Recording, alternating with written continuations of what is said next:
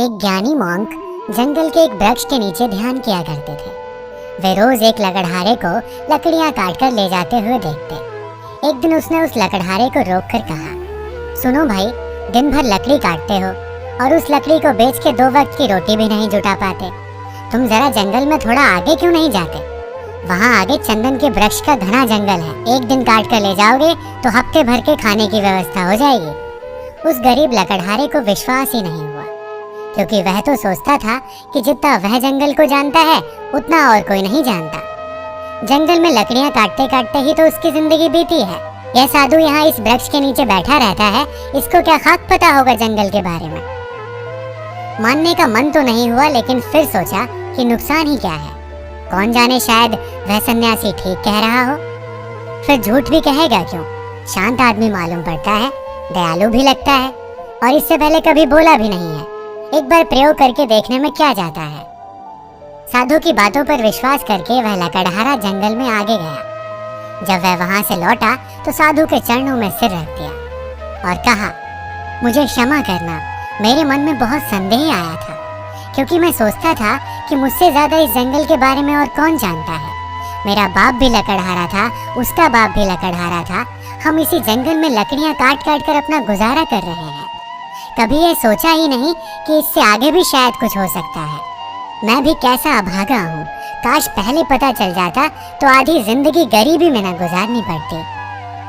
साधु ने कहा, कोई फिक्र मत करो, जब जागो तभी सवेरा है। अब जाओ और जाकर चंदन की लकड़ियां काटो। अब उस लकड़हारे के दिन बड़े मजे से गुजरने लगे। एक दिन लकड़ियां काट लेता, 7-8 दिन जंगल जाने की जरूरत ही नहीं पड़ती। बाजार में उसकी इतनी कीमत मिल जाती जिससे वो अपने परिवार के लिए हफ्तों के राशन पानी का बंदोबस्त कर लेता। ऐसे ही दिन गुजरने लगे।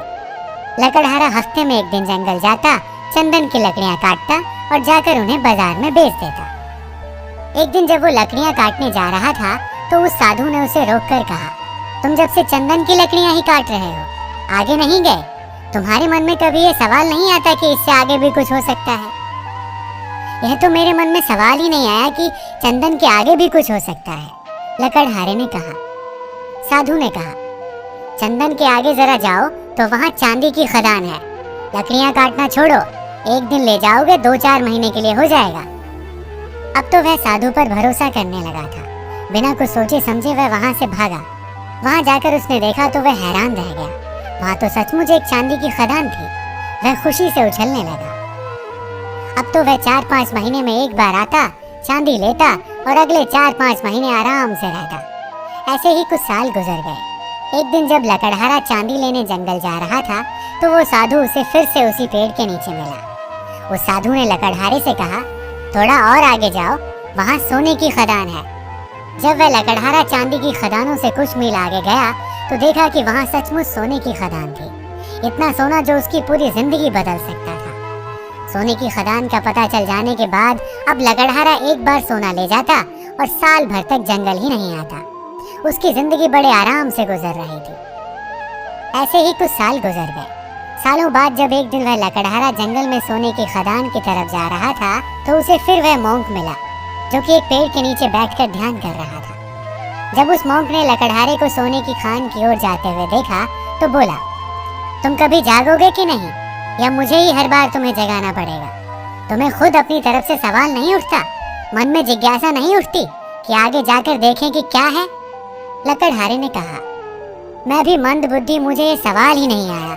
मैं तो समझा कि सोने से बड़ा और क्या हो सकता है, बस यही आखिरी चीज रही होगी।